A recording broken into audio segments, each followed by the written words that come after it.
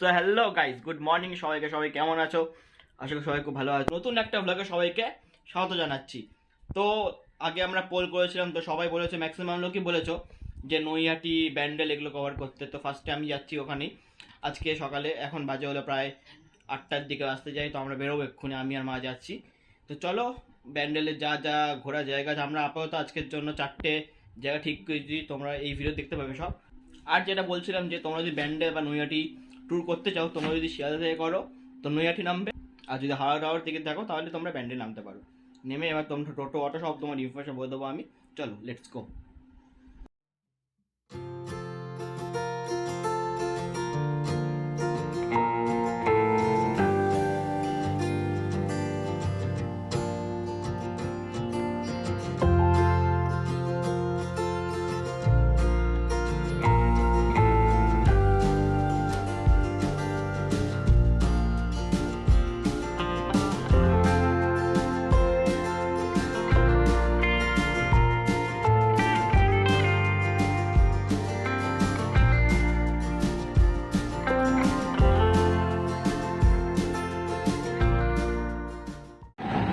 গাই সবে আমরা নামলাম ব্যান্ডেল স্টেশনে, নেমে একটা প্ল্যাটফর্ম দিয়ে বেরোলাম।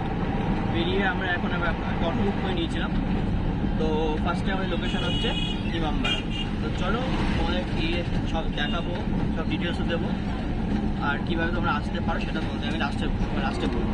এখানে অপশন অনেক আছে, যেটা পারো তোমরা ভাড়া করেও যেতে পারো, আবার শেয়ারও যেতে পারো, গাইড করেও যেতে পারো। চলো এখন বাজে হচ্ছে প্রায় 10:30টার কাছাকাছি। তো ফার্স্ট লোকেশন হচ্ছে আমার গাইজ, আমরা চলে এসেছি আমাদের ফার্স্ট লোকেশনে। এই যে আমার পেছনে আছে, দেখতে পাচ্ছ, এটা হচ্ছে ইমামবাড়াটা। তো চলো ভেতরে ঢুকি। এখানে যা দেখতে পাচ্ছি প্রবেশ মূল্য 20 টাকা করে পার হেড। আর ভেতরে যাই না কতটা কি ক্যামেরা নিয়ে দেখতে আই থিঙ্ক ভেতরে একদম মূল মহলটা আই থিঙ্ক ভেতরে ক্যামেরা নিয়ে অ্যালাউ করবে না। তো বাইরে তোমাদের দেখে দিচ্ছে, বাইরে দেখে নাও। এই যে বাইরে কিছুটা এরকম, এখানে আই থিঙ্ক কাজ চলছে মেরামতের। চলো এই যেটা হচ্ছে প্রবেশ পথ, হচ্ছে মা দাঁড়িয়ে আছে, আর এখানে যে সেই ক্লকটা। চলো ভেতরে ঢুকি আমরা।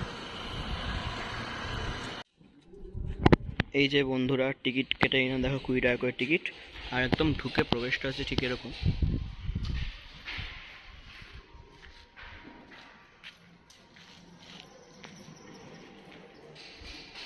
এখানে যাবতীয় ডিটেলস লেখা আছে, একটু তোমরা পজ করে পড়ে নিতে পারো।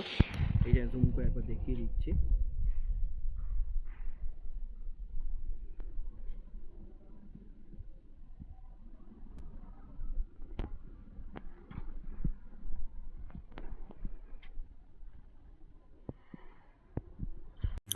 হুগলি ইমামবাড়া ভারতের পশ্চিমবঙ্গ রাজ্যের হুগলি জেলায় অবস্থিত একটি শিয়ার মুসলিম ইমামবাড়া ও মসজিদ। 1841 সালে মোহাম্মদ মহসিন ভবনটির নির্মাণ কাজ শুরু করেছিলেন এবং 1861 সালে শেষ করেছিলেন। মসজিদে দেওয়ালে খোদাই করা কুরআনের জটিল নকশা এবং পাঠ্য রয়েছে। ভবনটি দোতলা, যার প্রবেশদ্বারের উপরে একটি দীর্ঘ ঘড়ির টাওয়ার আছে। মসজিদের অভ্যন্তরটি মার্বেল, মোমবাতি এবং ঝুলন্ত লণ্ঠন দ্বারা গঠিত। হুগলি ইমামবাড়া বিখ্যাত তার ঘড়ির জন্য। এটি মূল প্রবেশপথের দ্বারে নির্মিত দুটি টাওয়ারের মাঝখানে অবস্থিত। প্রায় 150 ফুট উচ্চতার প্রতিটি টাওয়ারের শীর্ষে পৌঁছাতে 152টি সিঁড়ি আছে। ঘড়ির দুটি কাঁটা রয়েছে, যার সাথে সাথে 3টে ঘণ্টা আছে, যাদের ওজন যথাক্রমে 80 মণ, 40 মণ ও 30 মণ। ছোট ঘণ্টাটি 15 মিনিট অন্তর অন্তর ব্যবধানে বাজে এবং আরও বড় বেলটি 1 ঘণ্টা বোঝাতে বাজে। ঘড়ির চাবিটির ওজন 20 কেজি। 1852 সালে এটি 11,721 টাকায় কেনা হয়েছিল। মেসার্স ব্ল্যাক অ্যান্ড হুরেকং, বিগ বেন, লন্ডন থেকে সৈয়দ কেরামত আলী এটি কেনেন। হুগলি ইমামবাড়ার একদম পেছন দিকের দরজা দিয়ে আপনারা সোজা এগিয়ে গেলে বুঝতে পারবেন যে একটি সানক্লকও রয়েছে, যেটি এখনও রোদের ছায়া পড়ে পড়ে এখানে সময় নির্দেশ করে। আর তার সামনে রয়েছে এই যে হুগলি নদীটি।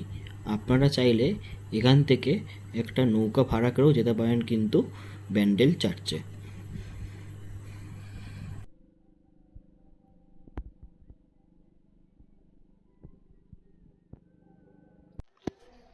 গাইস কমেন্টে নিশ্চয়ই জানিও যে কেমন লাগছে আপাতত ঘুরতে। এখনও সবে তো শুরু, এখন অনেক জায়গা ঘোরার বাকি আছে। আমরা একটু গঙ্গার এখানে পৌঁছেছিলাম। এই যে মা, কেমন লাগছে? খুব ভালো লাগছে। চলো এরপরে আমরা চার্চে যাব। তো আপাতত তোমরা যতক্ষণ চার্চে যেতে তত লাইক করে দাও, আর ভিডিওটাকে শেয়ার করো বন্ধুদের সাথে। যারা নতুন সাবস্ক্রাইব করে দাও।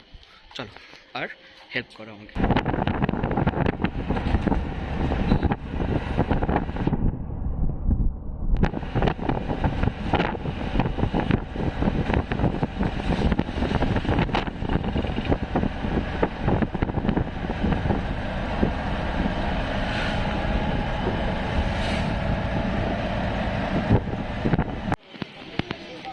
গাইস তোমাদের ইমামবাড়া দেখালাম, এবার আমরা আসছি হচ্ছে ব্যাঙ্গেল চার্চের কাছে এসে গেছি। তো চলো এবার ওখানে ঢুকবো, তোমাদের সব ডিটেলস বলবো, চার্চের টাইমিং সব বলবো। চলো। আজকে গরম প্রচুর আছে, জেনে যাচ্ছে হচ্ছে না, এখন প্রায় ওই 34 32 এরকম। চলো এসে গেছি। পশ্চিমবঙ্গের প্রাচীনতম খ্রিস্টান গির্জাগুলির মধ্যে একটি হল ব্যান্ডেল গির্জা বা ব্যান্ডেল চার্চ। এই গির্জার পোশাকি নাম the basilica of the Holi rosary, Bandel. 1660 খ্রিস্টাব্দ নাগাদ নির্মিত এই গির্জাটি মাদার মেরি প্রতি উৎসর্গিত। গির্জাটির সামনে একটি জাহাজের মাস্তুল রয়েছে। কথিত আছে বঙ্গোপসাগরে একটি পর্তুগিজ জাহাজ প্রবল ঝড়ের মুখে পড়লে মাদার মেরি জাহাজটিকে রক্ষা করেন। 16 শতাব্দীর মধ্যভাগ থেকে পর্তুগিজরা ব্যান্ডেল শহরটিকে বন্দর হিসেবে ব্যবহার করতে শুরু করেন। 1598 খ্রিস্টাব্দ নাগাদ হুগলিতে ক্যাথলিক খ্রিস্টধর্মাবলম্বীর সংখ্যা ছিল প্রায় 5000। এদের মধ্যে যেমন স্থানীয় অধিবাসীরাও ছিল, তেমনি ছিল মিশ্র জাতির লোকজনও। 1599 খ্রিস্টাব্দে ব্যান্ডেল চার্চ নির্মিত হয়। 1632 খ্রিস্টাব্দে মুরেরা হুগলি আক্রমণ করে প্রথম গির্জাটি ভস্মীভূত হয়। তারপর 1660 খ্রিস্টাব্দে গোমেজ দো সোতা একটি নতুন গির্জা নির্মাণ করেন।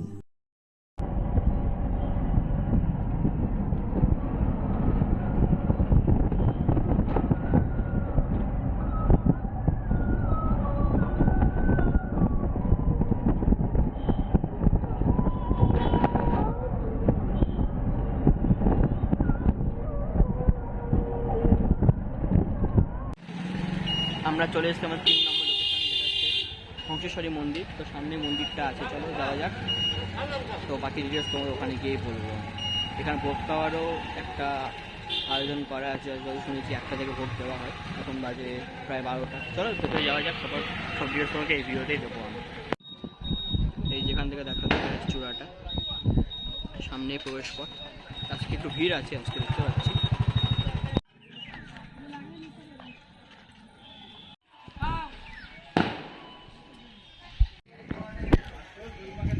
এই যে গাইস, এটা হংসেশ্বরী মন্দির, এখান দিয়ে প্রবেশ পথ শুরু। ভেতরে যাব আমরা। তো ভিড় আছে আজকে, যেহেতু কালী পুজো আজকে 31শে অক্টোবর। চলো ভেতরে গিয়ে পুরো ডিটেলস তোমাদের আমি বলছি, ঠিক আছে? হংসেশ্বরী কালী মন্দিরটি হুগলি জেলার বাঁশবেড়িয়া নামক স্থানে অবস্থিত একটি বিখ্যাত কালী মন্দির।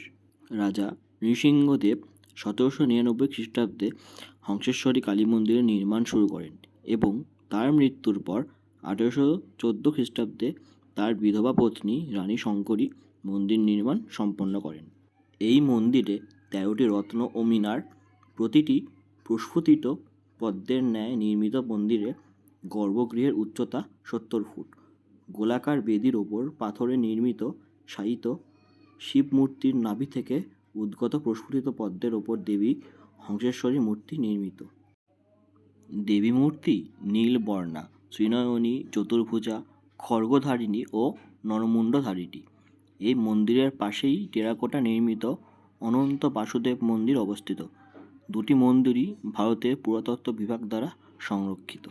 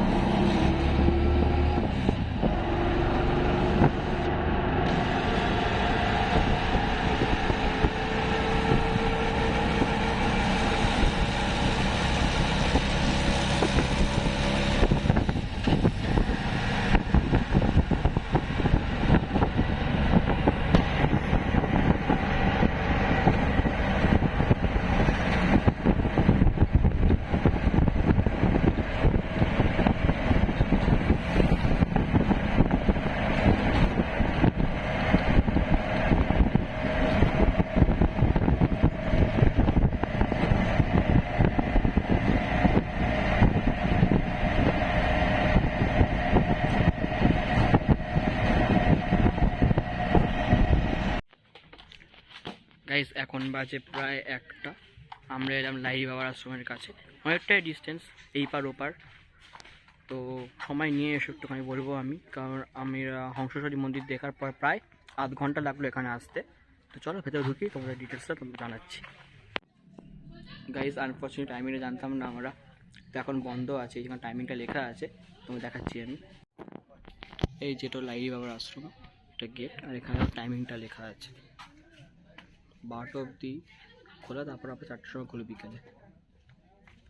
তো ব্যাড লাক দেখাতে পারলাম না এবার, তো পরে এবার যদি আসি তাহলে নিশ্চয়ই দেখাবো। তো দেখা যাক, যদি এখন আর যদি কোথাও ঘোরার থাকে তোমরা নিশ্চয়ই দেখো ভিডিওতে, নাহলে আমি বলছি কি করা যায় না। গাইজ আজকে ভিডিওটা এই অবধি থাকলো। এখন আমরা ট্রেনে উঠে যে হাওড়া যাচ্ছি, তারপর বাড়ি যাবো। সত্যি খারাপ লাগছে যে রাস্তায় দেখাতে পারলাম না। যাই, যদি ভিডিওটা ভালো লেগে থাকে লাইক করে, কমেন্ট করে, সাবস্ক্রাইব করে। দেখা হচ্ছে পরে ভিডিও, ততক্ষণ সাপোর্ট করতে। টাটা।